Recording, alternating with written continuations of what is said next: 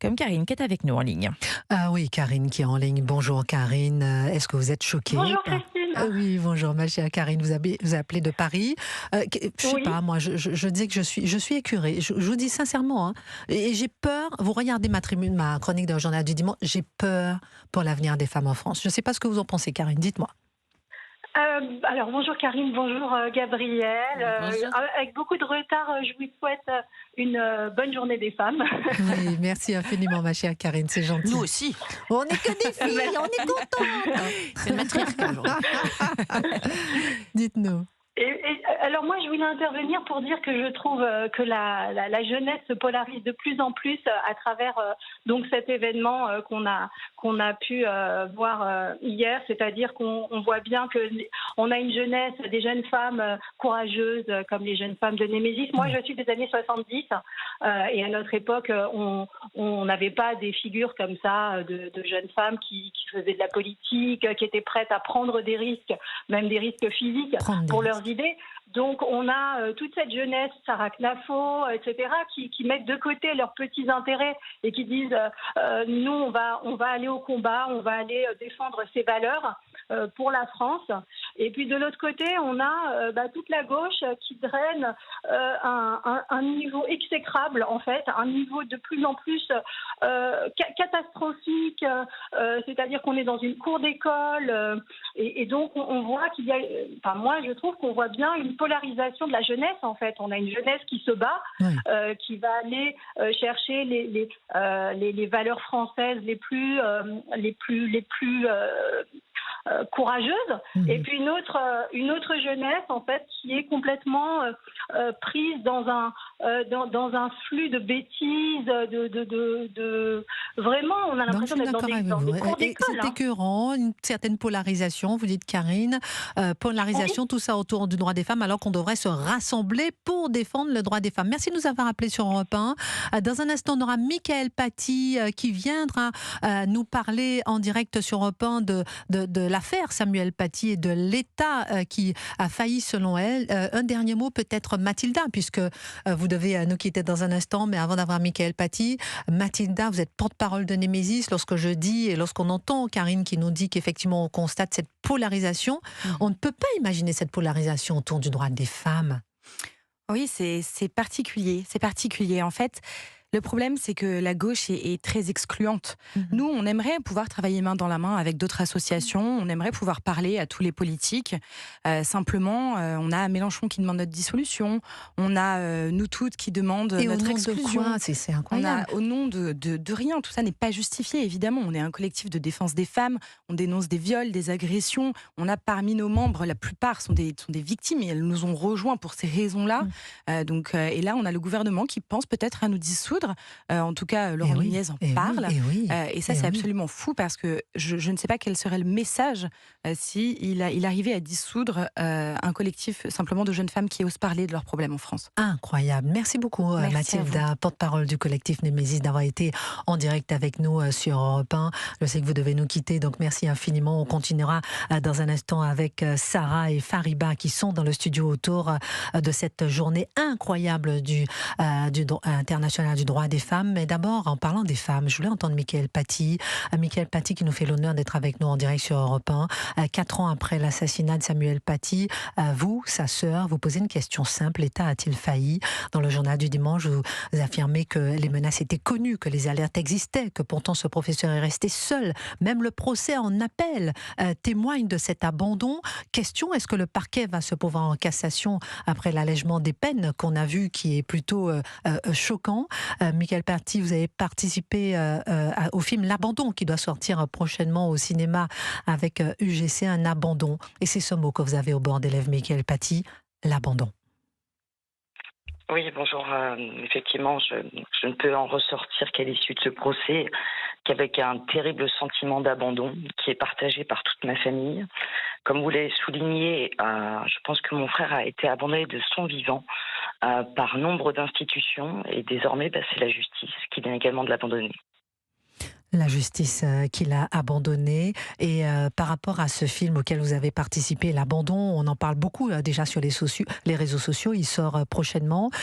Vous avez clairement participé à ce film qui rappelle les 11 derniers jours de Samuel Paty, non pas en prenant une opinion, mais uniquement avec des faits. Qu'attendez-vous de ce film, Michael Paty ?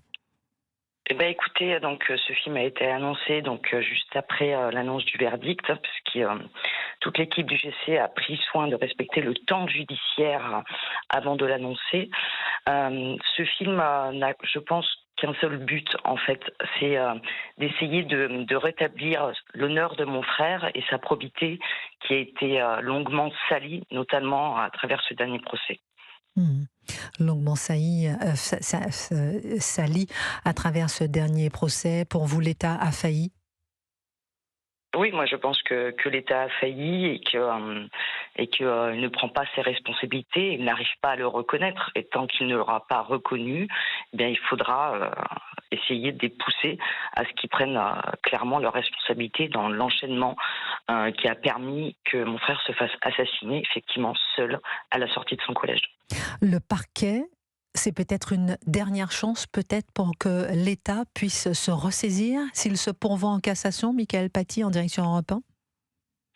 Ben écoutez, c'est le dernier espoir. Nous avons déjà, pour autant, les avocats de M. Abdelhakim Sefeoui, donc le prédicateur qui a poussé à ce que cet attentat arrive, font déjà un pourvoi en cassation. Moi, je pense que par rapport aux feuilles de motivation qui ont été transmises aux parties, je pense que le parquet serait à même de pouvoir demander également un pourvoi en cassation par rapport notamment aux condamnations qui seraient vues largement à la baisse pour les deux qui étaient mis en accusation pour complicité et qui sont désormais plus que reconnus que pour association de malfaiteurs de droit commun, mais également pour les peines qui ont été allégées pour le père de la petite menteuse Brahim Chnina. Dernière question, Michael Paty. Merci encore de nous faire l'honneur d'être en direct avec nous sur Europe 1. Comment expliquer qu'on soit en 2026 et que ça soit la sœur d'un professeur d'histoire qui a été assassiné, qui soit obligé, si vous permettez l'expression, de faire le job ? Écoutez, je pense qu'à l'heure actuelle, il n'y a pas que moi qui fais le job. Il y a toute une équipe, notamment dans le film, qui vont être là pour faire le job avec moi. Si vous n'étiez pas là, on n'aurait pas entendu cette voix pour crier à l'abandon. Si vous n'étiez pas là, on n'aurait pas entendu justement ce cri pour raconter ces 11 derniers jours de Samuel Paty.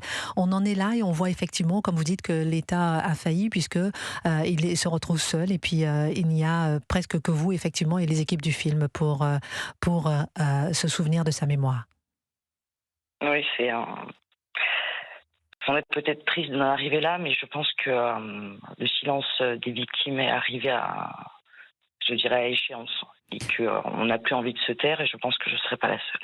Merci beaucoup Samuel Paty d'avoir été en direct sur Europe 1, Michael Paty, d'avoir été en direct avec nous sur Europe 1 en l'honneur et en hommage à Samuel Paty avec ce film L'Abandon qui sort dans les jours ou semaines qui viennent, réalisé par Vincent Garand. Merci infiniment. Gabrielle Cluzel, peut-être par rapport au fait que ça soit, on est le lendemain de la journée des droits des femmes. International des droits des femmes, c'est une femme qui est obligée de se battre. Là, comme elle dit, pas seule, mais elle ne parlerait pas, qu'on n'entendrait personne crier à l'abandon de Samuel Paty. Oui, moi je salue le courage de Michael Paty. C'est beau une sœur qui se défend qui défend son frère, qui défend la mémoire de son frère. Je sais pas, il y a du Antigone là-dedans. Je ne sais pas. Je trouve que sa démarche est extrêmement belle, mais très triste en même temps. Moi, je suis très frappée de voir que ce film est déjà controversé. Vous savez ? Complètement. Il y a déjà des ans, je trouvais oh là là, comment on va en parler ? C'est un sujet très sensible, mais quoi ? On n'a pas le droit de parler de ça ? C'est un sujet. On n'a pas le droit de raconter ce qui s'est passé. Je suis très frappée par déjà les réactions préventives à ce film. La réalité, c'est que beaucoup de gens voudraient en ce moment qu'on ne parle plus de Samuel Paty, que ce soit l'omerta, que ce soit... Alors, on va nous sortir alors des prétextes fallacieux, l'islamophobie, tout ce que vous voulez. Et je sens bien cette petite musique monter. Je crois qu'il est important de la contrer. Il est important de la contrer. On va la contrer, justement, cette petite musique, puisque c'est la même qu'on a retrouvée lors de la journée internationale internationale des droits des femmes. On marque une pause, on revient dans le studio d'Europe 1 avec cette histoire, ce collectif Médésis qui a été interdit de défiler à Paris. En Iran, les femmes qui espèrent toujours le changement. Nous revenons dans le studio d'Europe 1 avec Sarah Doraghi qui est franco-iranienne, journaliste Europe 1, avec Fariba Ashtroudi qui est présidente de l'association humanitaire iranienne basée à Paris, l'association Manson Ashtroudi. On marque une pause.